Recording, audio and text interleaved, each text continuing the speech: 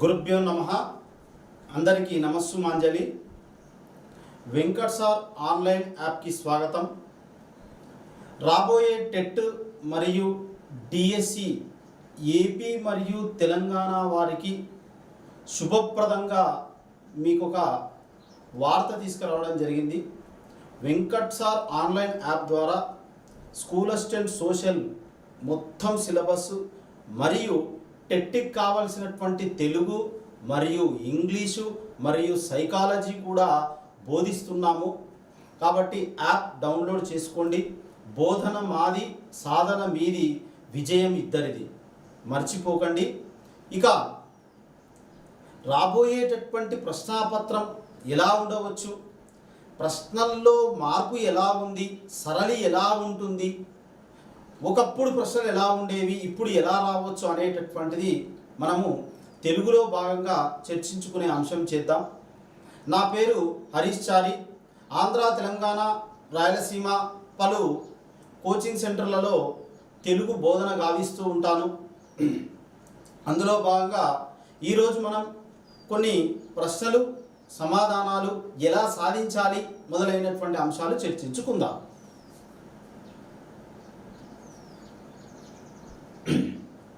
మొదట క్రింది పద్యాన్ని చదివి ప్రశ్నలకు సమాధానాలు గుర్తించండి. ఏదైనా ఒక అపరిచిత పద్యం ఇస్తాడు, ఆ పద్యం చదవాలి, అవగాహన చేసుకోవాలి, ఆ ప్రశ్నలకు సమాధానాలు గుర్తించాలి.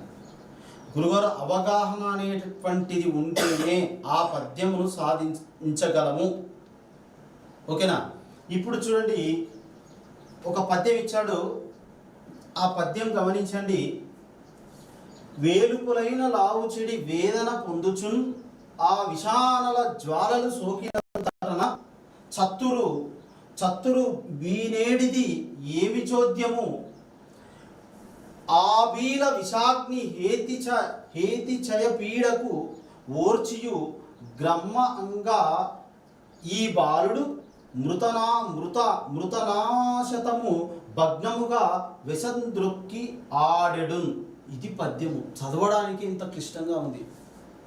ఇటువంటి పద్యాలు ఇస్తాడు. అసలు ఏమిటి గురుగారు, ఈ పద్యం ఏమిటి, ఎలా చదవాలి, ఏమిటి, ఎలా ఛేదించాలి? ఒకసారి చూద్దాం.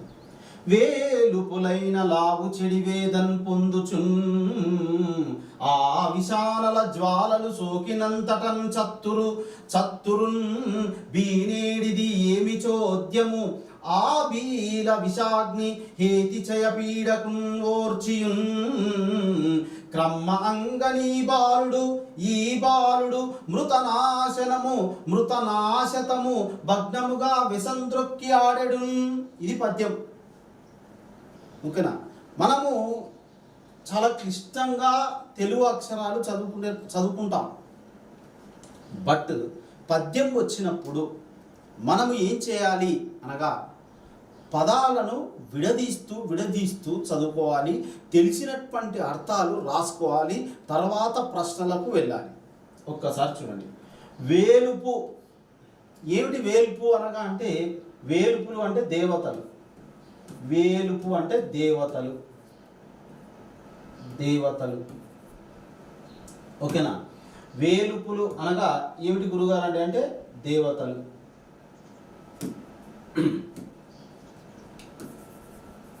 రాసుకుందాం. దేవతలు. వేలుపులైన లావు చెడి వేదన్ పొందుచు. దేవతలు కూడా, లావు అంటే బలం, వారి యొక్క బలం చెడిపోయి వేదన పొందుచూ ఉన్నారు. ఎందుకో? ఆ విషానల జ్వాలలు సోకినంతటన్. ఆ విషం అనేటటువంటి అనలం అంటే అగ్ని. ఏమిటి అనల అనగా అగ్ని. విషం అనేటటువంటి అగ్ని, విషం అనేది అగ్ని, రూపక సమాసం. విష అనేటటువంటి అగ్ని జాలలతో సోకడం వల్ల, విషం సోకడం వల్ల దేవతల యొక్క శక్తి మొత్తం పోయి వారు ఆవేదన చెందుతున్నారట. ఇక చతురు చనిపోతూ ఉన్నారు. అసలు ఏమి చోద్యం, దేవతలకు కూడా ఇలా జరుగుతుంది.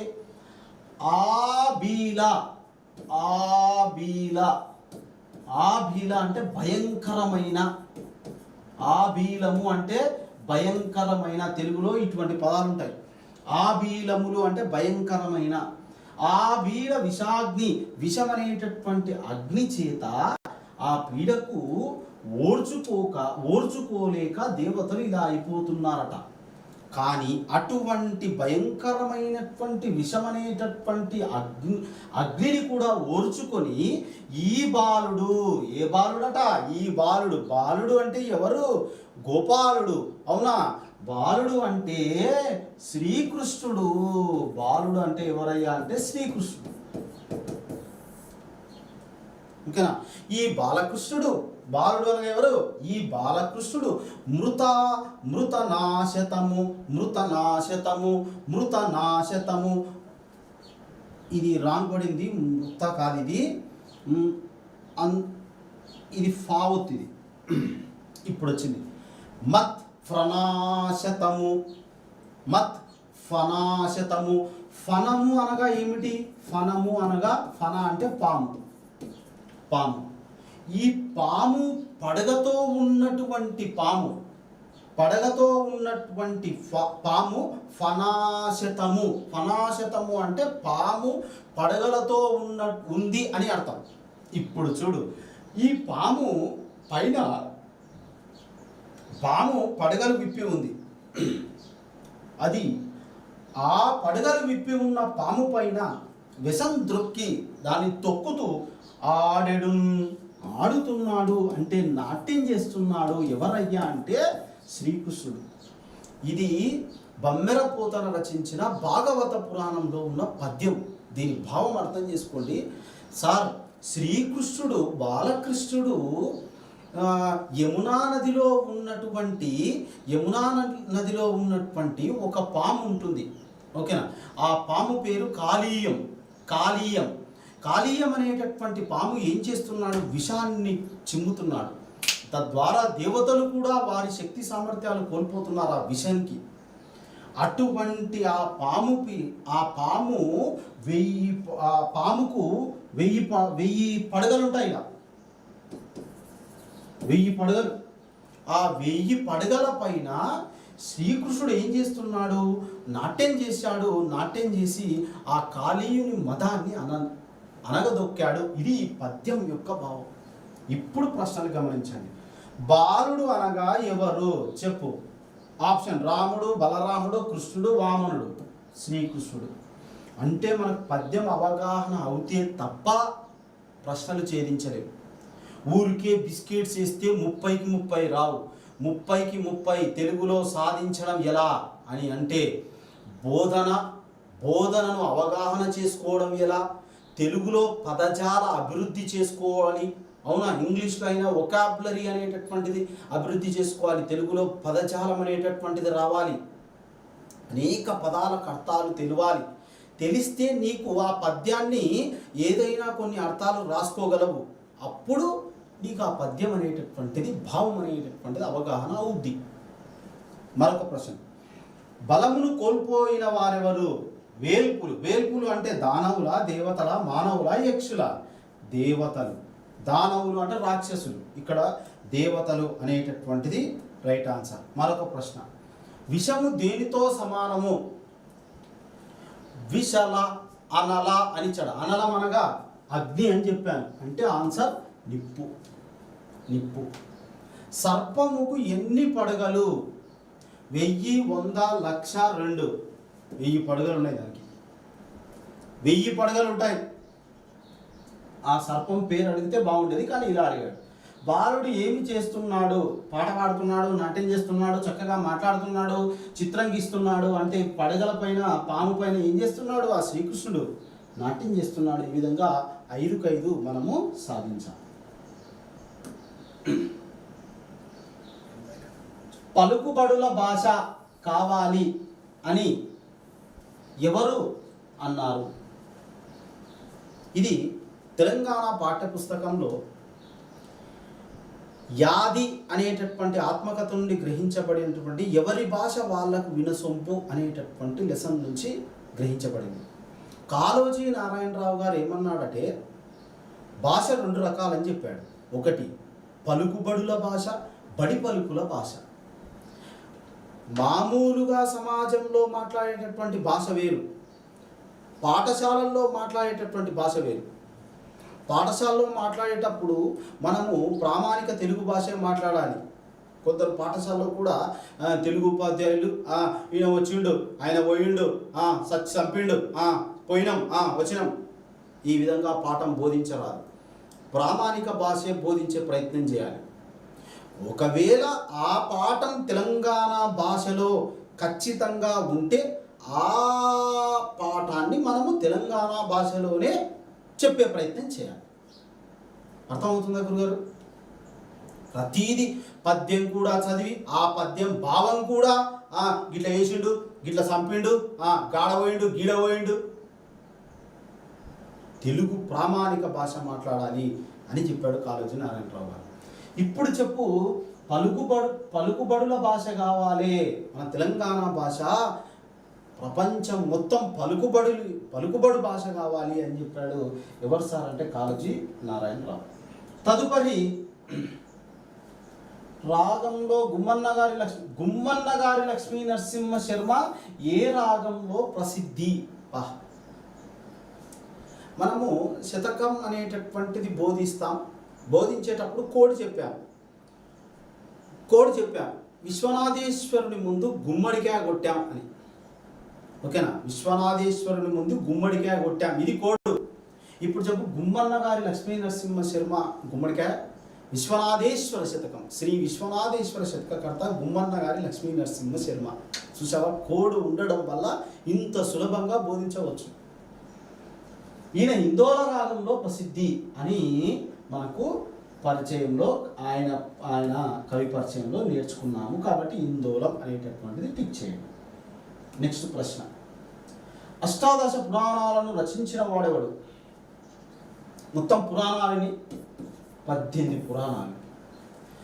అష్టాదశ పురాణాలను సంస్కృతంలో రచించిన వాడు వేదవ్యాసుడు. రామాయణాన్ని సంస్కృతంలో రచించిన వాడు వాల్మీకి. మహాభారతాన్ని మరియు అష్టాదశ పురాణాలను, భాగవత పురాణాన్ని కూడా సంస్కృతంలో రచించిన వాడు వేదవ్యాసుడు. ఓకేనా? మహాభారతాన్ని తెలుగులోకి రచించిన వారు ఎవరయ్యా అంటే నన్నయ్య తిక్కన ఎర్రన్న. ఇదంతా మనకు తెలిసినటువంటి అంశమే. తదుపరి మరుత్తరాట్ చరిత్ర. ఇంత బిట్టుజు డైరెక్ట్ ప్రశ్న. శ్రీనాథుని మొట్టమొదటి రచన ఏది? మరుత్తరాట్ చరిత్ర. నూనూగు మీసాల నూతన యవ్వనమున శాలివాహన సప్తశతి నెడువితిని. యవ్వనంలో నూనూగు మీసాలు వచ్చేటప్పుడే శాలివాహన సప్తశతి రాశాడు. కానీ దానికి ముందు, అవునా, చిన్నారి పొన్నారి చిరుటకు కటినాడు, చిన్నారి పొన్నారి చిరుటకు కటినాడు రచయించితి మరుత్తరాట్ చరిత్ర. చిన్నారి పొన్నారిగా ఉన్నప్పుడే నేను మరుత్తరాట్ చరిత్ర రాశాను అంటే చిన్న వయసులో రాశాను. ఇది మొట్టమొదటి రచన. Very very important bit. ఓకేనా గురుగారు? తదుపరి బిట్టు, మృత్యువు వికృతి అడిగాడు. మృత్యువు వికృతి ఏమిటి సార్? మృత్యువు అనగా మిత్తి. ఇది తెచ్చేయండి సార్. మామూలుగా వడ్డీ వ్యాపారం చేస్తూ ఉంటారు. వడ్డీ వ్యాపారం, మిత్తిల వ్యాపారం అంటాం. మిత్తిలకు డబ్బులు ఇస్తుంటారు. హైలైట్ ఏమిటో తెలుసా? వీళ్ళు వడ్డీకి డబ్బులు ఇచ్చేవారు ఉప్పులో పెట్టిస్తారు, ఉప్పు. కాబట్టి ఉప్పులో పెట్టి ఇవ్వడం వల్ల అసలు తీరదు. అసలు తీరపోగా వడ్డీ వడ్డీ వడ్డీ గట్టి కట్టి కట్టి వీడి నడ్డిరుగుద్దే తప్ప అసలు మాత్రం తీరబ్బా. అందుకే వడ్డీ వ్యాపారంతో వడ్డీలు తీసుకోకుండా ఉండడమే ఉత్తమం. వీలైనంత ఖర్చు తగ్గించుకుంటే సంతోషం. వడ్డీకి డబ్బులు ఇవ్వద్దు, తీసుకోకూడదు, వద్దు, ఆ పాపకు కూడు. అసలు మిత్తి అంటే ఏమిటి అంటే మృత్యువుతో సమానం మిత్తి. ఇట్లా ఉంటుంది చూడండి. మిత్రుడు నానార్థము, మిత్రుడు అనగా నానార్థాల్లో సూర్యుడు అని అర్థం సార్. ఎక్కడుందో చూడు. చంద్రుడు రాంగ్, వర్ణుడు రాంగ్, మంత్రి రాజు రాంగ్, సూర్యుడు రైట్ ఆన్సర్. మిత్రుడు అనగా ఎవరు సార్ అంటే సూర్యుడు. ఇది నానార్థం. ఓకేనా గురుగారు? మిత్రుడు సర్వభూతములయందు మిత్రత్వం వహించువాడు సూర్యుడు. నెక్స్ట్ సూర్యుడు మరియు స్నేహితుడు. అండ సేమ్ పర్యాపదాలు. అసలు పర్యాపదాలకు నానార్థాలకు వ్యత్యాసం ఏమిటి అనేటటువంటిది మనం యాప్లో బోధించాము. యాప్ డౌన్లోడ్ చేసుకొని చాలా శుభ్రంగా చూసుకోవచ్చు. ఇబ్బంది ఉండదు గురుగారు. చాలా తక్కువ మోతాదులోనే, తక్కువ ధరలోనే, అతి చౌకగా ఉన్నటువంటి యాప్ మన వెంకట్ సార్ గారిది. కాబట్టి డౌన్లోడ్ చేసేసుకోండి.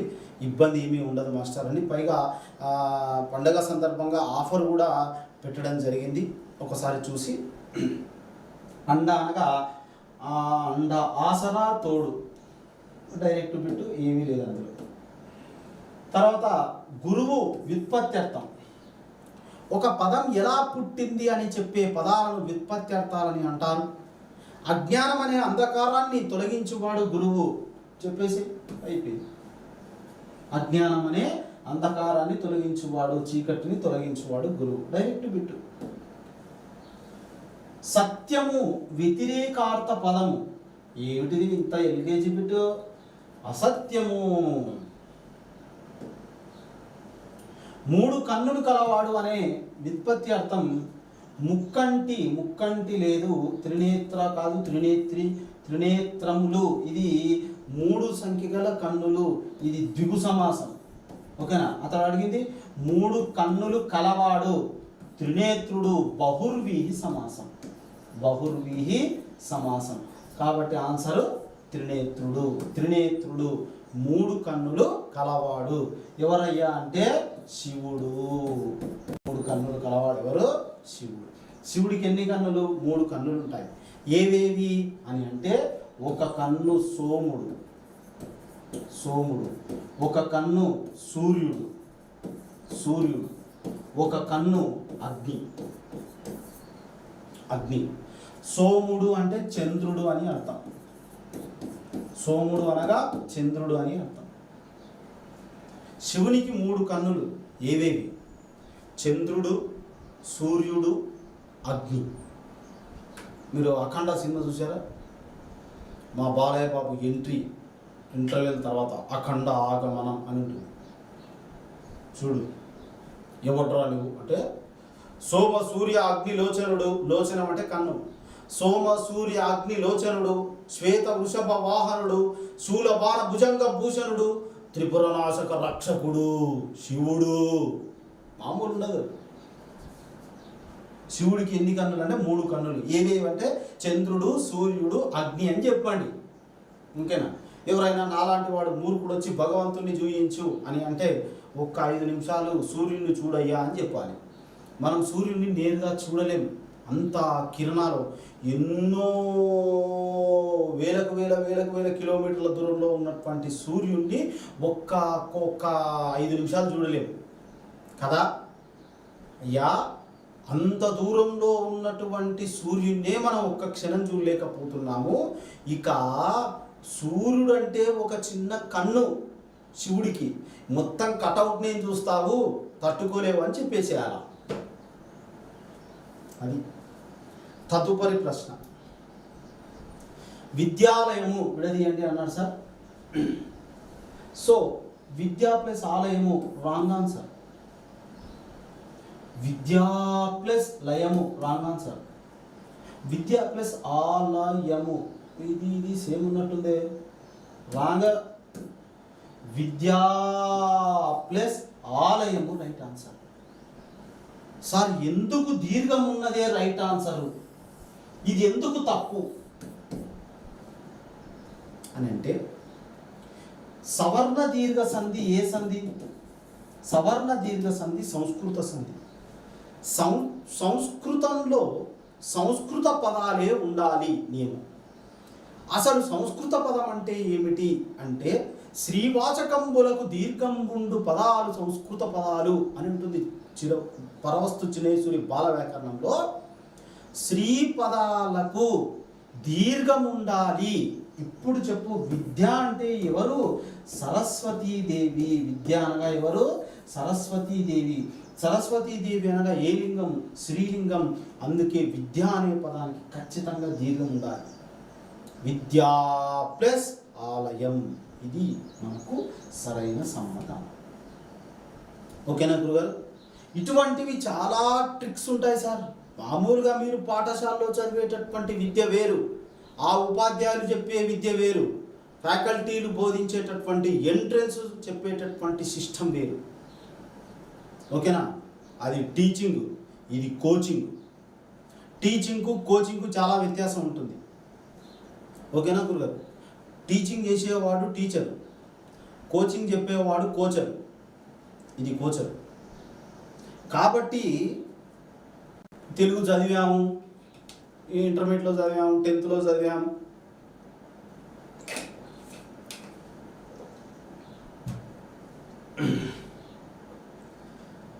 ఇది కుదరదు గురుగారు, ఖచ్చితంగా కోచింగ్ తీసుకోవాల్సిందే. అవునా? గురుగారులు చెప్పేటటువంటి నియమ నిబంధనలన్నీ పాటిస్తేనే ఏబిసిడి అనేటటువంటిది టిక్ చేయగలవు. అప్పుడే నీకు ఉద్యోగ సాధన అనేటటువంటిది సాధ్యపడుతుంది. ఓకేనా మాస్టర్?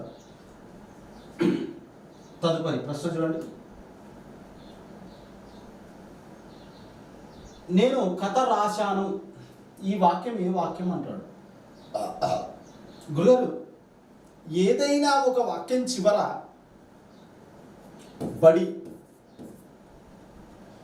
బడి అని ఉంటే అది కర్మణి వాక్యం. బడి లేదా బడ్డా లేదా బడినా లేదా బడే అనేటటువంటి పదాలు ఉంటే కర్మణి వాక్యం, లేకుంటే కర్తరి వాక్యం. ఇప్పుడు చెప్పండి, నేను కథ రాశాను, ఇందులో వాక్యం చివరో బడి కానీ బడ్డా కానీ బడినా కానీ బడే కానీ ఉందా? లేదు. కాబట్టి నేను కథ రాశాను, డైరెక్ట్ బిట్టు కర్తరి వాక్యం. దీన్ని కర్మణి వాక్యంలాగా చేయండి. నా చేత కథ రాయబడినది, ఇది మనకు కర్మణి వాక్యం. Next question. విద్యాధనమును సంపాదించవలయును. అలంకారం అడిగాడు. విద్యాధనము, విద్యా అనేడి, విద్యా అనేడి, ధనము, రూపక సమాసము. ఉపమేయానికి ఉపమానానికి అభేదం తెలిపితివి గనక ఇది రూపక అలంకారము. విద్యాధనము అనేటటువంటిది రూపక సమాసము కూడా అవుతుంది. రూపక సమాసములకు రూపక అలంకారములకు ఒకే నిర్వచనం, ఒకటే ఉదాహరణ కూడా. ఓకేనా గురువుగారు? ఇది నెక్స్ట్. ఐకమత్యం, దేశభక్తి, త్యాగము, విశ్వమానవ సౌభ్రాతృత్వము, స్నేహము. ఏమిటో ప్రశ్న భలే ఉన్నది. ఐకమత్యము, దేశభక్తి, త్యాగము, విశ్వమానవ సౌభ్రాతృత్వము, స్నేహము మొదలైనవి ఏ రకమైన మాతృభాష బోధనా విలువలను తెలియజేస్తున్నాయి అంటున్నారు సార్. ఇవి వైయక్తిక విలువలు కావు, సామాజిక విలువల చూద్దాం, సాంస్కృతిక విలువలు, ఆధ్యాత్మిక విలువలు. 4 విలువలు ఇచ్చాడు సార్. వైయక్తిక అంటే వ్యక్తిగతంగా ఉన్నటువంటి విలువలను వైయక్తిక విలువలు అంటారు. ఇది వ్యక్తిగతం అనేటటువంటిది కాదు. ఆధ్యాత్మికం అంటే ఇందులో భక్తి, దైవభక్తి, కీర్తనలు, సంకీర్తనలు, భజనలు మొదలైనవి ఉంటాయి. పండుగలు అనేటటువంటివి ఉంటాయి. అవునా? సంస్కృతి అంటే ఇందులో ఏముంటాయి? సంస్కృతి అనగా మనకు ఉన్నటువంటి పండుగలు, తర్వాత మనకు ఉన్నటువంటి పెళ్ళి మొదలైనటువంటి జాతరలు. అవునా? తర్వాత ఈ మతానికి సంబంధించి కొన్ని సాంప్రదాయాలు ఉంటాయి. అవన్నీ మనకు సాంస్కృతిక విలువలు వస్తాయి. ఈ ఐకమత్యం కానీ త్యాగం చేయడం, అవునా కదా? తర్వాత విశ్వమానవ సౌభ్రాతృత్వం అనేటటువంటిది సామాజిక విలువలు టిక్ చేయాలి. ఇది సమాజానికి సొసైటీకి సంబంధించినటువంటి అంశం కనుక. మరొక ప్రశ్న, ఉదాత్తత పొంది ప్రచురితమైన ఇందిరాగాంధీ డోరా తీర్మాన్ అనే లేఖలు ఏ కోవకు చెందినవి అన్నాడు. ఇందిరాగాంధీ లేఖలు డోరా తీర్మాన్ లేఖల? సరే, ఇందిరాగాంధీ లేఖలు రాసింది, ఆ లేఖ రాసింది కదా, ఏ మెథడ్లో రాసింది అని అడిగాడు, అంతే. అది బిట్టు, ఏమీ లేదు అందులో. ఉద్దీపన, వాగ్రూప ప్రకాశం, సాంకేతిక, అభివ్యక్తి, లిఖిత రూప మరియు ఆత్మగతం. ఉద్దీపన, అభివ్యక్తి, లిఖిత రూప, ప్రకాశం, సాంకేతిక, గ్రహణ, వాగ్రూప, ఆత్మగత. బా, ఇందిరాగాంధీ లేఖలు రాసింది సీక్వెన్స్గా. ఆమె లేఖలో ఎటువంటి పద్ధతి ఉంది అనేటటువంటిది బిట్ ఇచ్చాడు సార్. ఓకేనా? ఫస్ట్ ఉద్దీపన కరెక్టే, ఇదన్ను ఉంటుంది, ఇదన్ను ఉంటుంది. సాంకేతిక కాదు, ఇది సాంకేతిక లేఖ కాదు, ఉద్దీపన. ఉద్దీపన అంటే ఏమిటి? మనస్సులో ఉండేటటువంటి ఉద్దీపనం. ఉద్దీపనం వచ్చేసింది, తర్వాత ఏం చేయాలి? నేను అభివ్యక్తం గావించాలి, అంటే బయటికి చెప్పాలి, స్పష్టం చేయాలి, మాట్లాడాలి. అభివ్యక్తి తర్వాత బయటికి మాట్లాడిన తర్వాత ఏం చేయాలి? నేను అవి లిఖిత రూపం చేయాలి, లిఖితం. తర్వాత నేను అప్పుడు ఆ లిఖితం అయిపోయిన తర్వాత లేఖగా మారింది. లేఖను అప్పుడు అందరికీ ప్రకాశం అనగా అందరికీ నేను వ్యాప్తి చేయాలి. ప్రకాశం. గ్రహణం లేఖ అనేటటువంటిది మనం గ్రహించుకోవడం కోసం కాదు, ఇది ఇతరులకు అభివ్యక్తి అనగా ఇతరులకు స్పష్టం చేయడం, అభివ్యక్తించడం, ఇతరులకు స్పష్టం చేయడం, తెలపడం. సో ఆన్సర్ వరుసగా ఉద్దీపనం, అభివ్యక్తి చేయడం, తర్వాత లిఖితం, తర్వాత ప్రకాశం. ఇది దీని యొక్క ఆన్సర్. సో ఆన్సర్ ఇది టిక్ చేయండి. ఓకేనా గురుగారు? సంతోషం. టట్ట డడ్డ అనా మూర్ధన్యాలు డైరెక్ట్ బిట్టు. మనము వర్ణమాల చెప్పే క్రమంలో కంఠ్యాలు, తాళభ్యాలు, మూర్ధన్యాలు, దంత్యాలు, ఓష్ట్యాలు, కంఠ తాళభ్యం, కంఠోష్టములు, దంతోష్టం మొదలైనవి నేర్పిస్తాం. వాటిని గుర్తించుకోవడానికి ట్రిక్స్ చెప్తాము. కాబట్టి ఇది మనకు మూర్ధన్యం. మూర్ధన్యం అనగా ఏమిటి? మూర్ధన్యం అనగా ఏమిటి? అంగిలి. నాలుక అంగిలిని తాకడం వల్ల ఉచ్చరించబడేటటువంటి వర్ణములను ఏమంటారు అని అంటే మూర్ధన్యాలనే అంటారు. మీరు టట్ట డడ్డ అన అని పలకండి, నాలుక అంగిలిని తాకుతూ ఉంటుంది. అంగిలి అనగా ముఖయంత్రం అనగా నోరు. ముఖయంత్రం లోపల ఉన్నటువంటి పై పలక, ఆ ఫలకను అంగిలి అంటారు. దాన్ని మూర్ధన్యం అంటారు. దానినే మూర్ధం అని కూడా అంటారు. తదుపరి bit. Kothari commission 1964 Kothari commission నివేదికను సమీక్షించి భాషలకు సంబంధించి బోధనా భారాన్ని కాల నిర్ణయ పట్టిక, కాల వ్యవధి. సార్ డైరెక్ట్ ప్రశ్న ఇది. కాల నిర్ణయాల పట్టిక, కాల వ్యవధి, కాలము అని వస్తే ఈశ్వరీబాయి పటేల్ కమిటీ. కొఠారి కమిషన్ తర్వాత కాల నిర్ణయ పట్టికను, తర్వాత బోధనా భారాన్ని, కాల వ్యవధులను మొదలైనవి బోధించినటువంటి తెలిపినటువంటి సంస్థ ఏది అని కమిటీ ఏది అన్నారు సార్? ఈశ్వరీబాయి పటేల్ కమిటీ. నెక్స్ట్, ఉచ్చునకు అచ్చు బలమైనప్పుడు ఉత్తునకు ఉత్తునకో అచ్చు పరమైనప్పుడు సంధి అగును. ఇది ఏ సంధి అంటే ఉత్త సంధి సూత్రం. ఓకే, బాగుంది. అనే సూత్రం యొక్క నిర్మాణం ఏ రకమైన వ్యాకరణానికి ఉదాహరణ? ఓ సూపర్ ప్రశ్న గురుగారు. వ్యాకరణము ఎన్ని రకాలు? తెలుగు బోధనా పద్ధతుల్లో మనం బోధిస్తాం. వ్యాకరణం 3 రకాలు: చారిత్రక వ్యాకరణం, వర్ణనాత్మక వ్యాకరణం, తులనాత్మక వ్యాకరణం అని చెప్తాం. అసలు చారిత్రాత్మక వ్యాకరణం ఉదాహరణ ఏమిటి? వర్ణనాత్మక వ్యాకరణం ఉదాహరణ ఏమిటి? తులనాత్మక వ్యాకరణం ఉదాహరణ ఏమిటి? ఓకేనా? అసలు నైమిత్తిక వ్యాకరణం అంటే ఏమిటి? ప్రాయోగిక వ్యాకరణం అంటే ఏమిటి? ఇక్కడ ఉంది. ప్రాయోగిక వ్యాకరణం అనగా ఏమిటి? ఇవన్నీ మనము వ్యాకరణ బోధనలో బోధిస్తాం గురుగారు. ఇప్పుడు ఇది మనకు బాల వ్యాకరణంలో ఉండేటటువంటి సూత్రం. బాల వ్యాకరణం ఏ రకమైన వ్యాకరణం అన్నాడు సార్? డైరెక్ట్ బిట్ ఇది వర్ణనాత్మక వ్యాకరణం. ఓకేనా? బాల వ్యాకరణం ఏ రకమైన వ్యాకరణం అంటే వర్ణనాత్మకమైన వ్యాకరణం. ఓకేనా? ఇప్పుడే చెప్పేస్తాను చూడండి.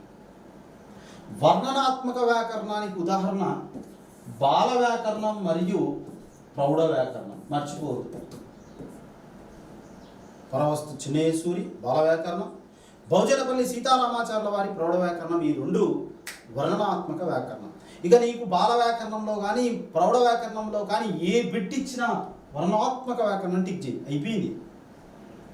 నెక్స్ట్ తులనాత్మక వ్యాకరణము. వ్యాకరణం అంటారు. తులనాత్మక వ్యాకరణానికి ఉదాహరణ ఇవ్వడు అంటే కాల్డ్వెల్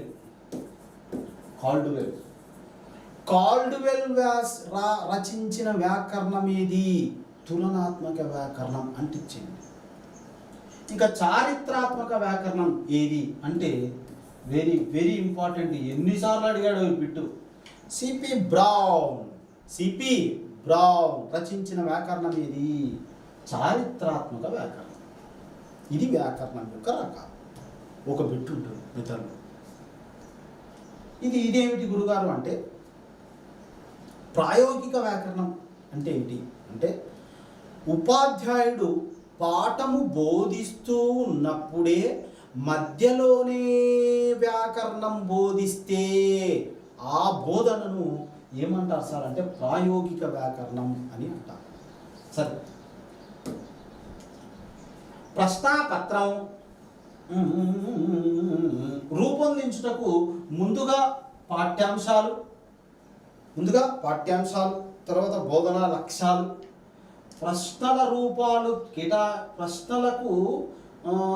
రూపాలను కేటాయించుకున్న మార్కులు, అంటే ప్రశ్నలకు మనం కేటాయించుకున్న మార్కులు మొదలైన వివరాలన్నీ ఎందులో రాస్తావు అంటే విజయ ప్రణాళిక కాదు, పాఠ్యపథకం తర్వాత బ్లూ ప్రింట్లో రాస్తాం. దీని ఆన్సర్ బ్లూ ప్రింట్. బ్లూ ప్రింట్ని తెలుగులో ఏమంటారు? ఎవరైనా చెప్పగలరా? బ్లూ ప్రింట్ను తెలుగులో ఏమంటారు?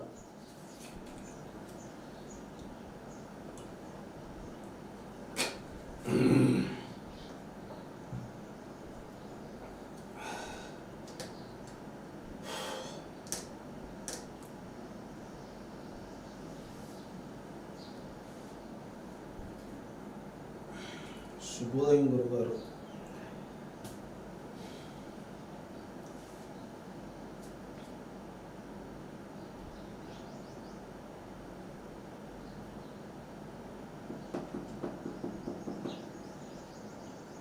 బ్లూ ప్రింట్, నీలి నికష. నీకు బీఈడీ చేసేటప్పుడు మరియు మన డైట్ టీటీసీ చేసేటప్పుడు మీకు తెలుగు ఉపాధ్యాయులు చెప్పుంటారు నీలి నికష అని. శుద్ధ తప్పది.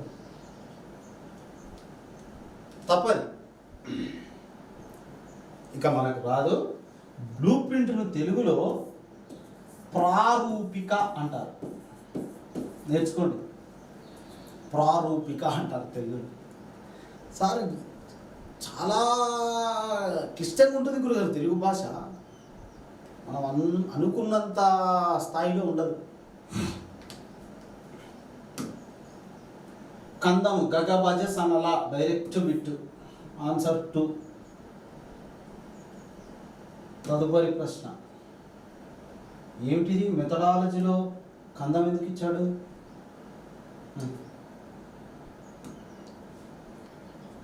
ఈ విధంగా తెలుగు అనేటటువంటిది ప్రశ్నలు సాధించాలి. తెలుగులో ప్రశ్నలు సాధించాలంటే విషయ అవగాహన ఉండాలి మాస్టర్ అండి. మెథడాలజీ కూడా అవగాహన కావాలి.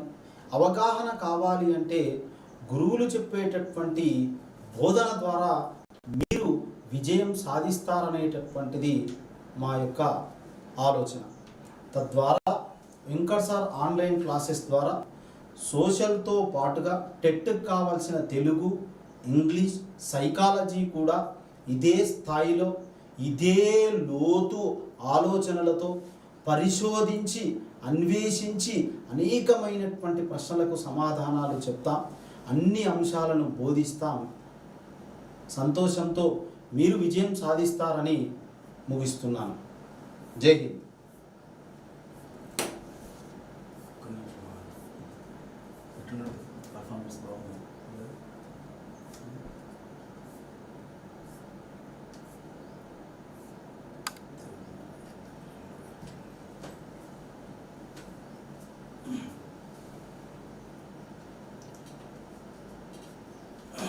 చిన్న లైక్ అండ్ షేర్ చేసే ప్రయత్నం చేయండి. Right sir. లైవ్లో ఉన్న మిత్రులంతా కూడా లైక్ చేస్తే మన వీడియో కొంచెం ఎక్కువ మందికి రీచ్ అవుతుంది. Right sir. మీరు లైక్ చేయడం మర్చిపోతున్నారు అన్నమాట. సార్ మధ్య చెప్పడం కూడా మర్చిపోతున్నారు. అన్నీ చెప్తేనే చేయకుండా కొంచెం మీరు సపోర్ట్ చేస్తే ఇంకెక్కువ మొత్తంలో రీచ్ అవ్వచ్చు. తెలంగాణ ఏపీ మిత్రులకి వేరువేరుగా super challenge course, content course, test series course, Telugu English కోర్సులో వేరువేరుగా ఉన్నవి. వీలైనంత వరకు రిసీవ్ చేసుకోండి. బయటి ప్రపంచంలోకి వెళ్ళి మీరు వేలకు ఖర్చు పెట్టకుండా మన యొక్క డిఎస్సి ప్రిపరేషన్లో ఉన్న మిత్రులకి చేదోడు వాదోడుగా ఉండాలని ఆల్రెడీ మన ప్రిపరేషన్లో సాధ్యమైనంత వరకు ఆర్థిక పరంగా నష్టపోయి ఉంటాం. ఇటీవల కాలంలో డిఎస్సి ప్రిపేర్ అయ్యి టెట్ ప్రిపేర్ అయిన మిత్రులకి కొంచెం అనుకూలంగా ఉండాలనే కాన్సెప్ట్ తోటి మన యొక్క వ్యవస్థ యొక్క అంటే మూల కారణం వ్యవస్థ నడవడానికి కావాల్సిన ఆర్థిక వనరుల యొక్క సమకూర్చడంలో భాగంగా ఇప్పటివరకు మనం పెట్టుకున్న ఫీజులు ఈ తరహాలు ఉన్నవి. తదుపరి ఈ రోజు వరకు 1,999 ఉంటుంది. రేపటి నుంచి 2,999 తోటి సూపర్ ఛాలెంజ్ కోర్సు, కంటెంట్ కోర్సులు కూడా కొంచెం మార్పులు చేర్పులు జరుగుతూ ఉంటుంది. వీలైనంత వరకు ఈరోజు సూపర్ ఛాలెంజ్ కోర్సు ద్వారా కంప్లీట్ సిలబస్ పైన టెస్ట్లు ప్లస్ క్లాసెస్ ఉంటుంది. 4 AM క్లాసెస్ ఉంటుంది. ఉపయుక్తం చేసుకునే ప్రయత్నం చేయండి. మీకు తెలిసిన మిత్రులు కూడా షేర్ చేయండి. రైట్ మిత్రమా? ఎస్. థ్యాంక్ యూ మిత్రమా. Thank you so much. Now present morning session మళ్ళీ తెలంగాణ మిత్రులకి యాప్లో క్లాస్ ఉంటుంది. ఆఫ్టర్నూన్ సెషన్లో వచ్చేటప్పటికి ఏపీ మిత్రులకి క్లాస్ ఉంటుంది. రేపు కూడా తెలుగు క్లాసే ఉంటుంది. తర్వాత మళ్ళీ హిస్టరీ, సివిక్స్, ఎకనామిక్స్ వరుస క్రమంలో షెడ్యూల్ ప్రకారం ఉంటుంది. షెడ్యూల్ ప్రకారం ఎగ్జామ్స్ రాయండి. మీరు టెస్ట్లో రాస్తేనే మన సూపర్ ఛాలెంజ్ కోర్సులో ఏఐ టూల్స్ని ఆధారంగా చేసుకుని మీతో మీ ఎక్కువ మొత్తంలో సంప్రదింపులు జరపవచ్చు. మీ ప్రిపరేషన్ ఏ స్థాయిలో ఉంది, ఎట్లుందనే విషయం మేము ప్రత్యేక గైడెన్స్ కూడా ఇవ్వచ్చు అనమాట. కాబట్టి ప్లే స్టోర్కి వెళ్ళి యాప్ డౌన్లోడ్ చేసుకుంటే యాప్లో ఉన్న ప్రతి కోర్సు వల్ల మీ విజయం తథ్యం మిత్రమా. ఆ తరహాలోనే బోధనా విధానం ఉంటుంది. గురువర్యులు, సన్నిహితుడు, మిత్ర బృందం చెప్పినట్టుగా మన యాప్లో ముందు తీసుకెళ్లే ప్రయత్నం చేద్దాం. సో యాప్లో కోర్స్ ప్రైజెస్ అనేవి కొంచెం ఇంక్రీజ్ అవుతాయి. కాబట్టి ఉపయుక్తం చేసుకునే ప్రయత్నం చేయండి. ఆఫర్ల కోసం ఎక్కువ మొత్తంలో వెయిట్ చేయకండి. కంటెంట్ కావాలంటే కాంప్రమైజ్ కాకండి. ఒకటి గమనించండి. ఓకేనా? థ్యాంక్ యూ మిత్రులు. Thank you so much. Right sir. Yes మిత్రులు, లైవ్లో ఉన్న మిత్రులు ఇంకెవరైనా ఉంటే కంప్లీట్గా ప్రాపర్గా ముందుకెళ్ళే ప్రయత్నం చేద్దాం. ఓకేనా? Thank you sir. రైట్ కొంచెం స్టాటస్ పెట్టి షేర్ చేయండి. ఓకేనా? రైట్ మిత్రమా.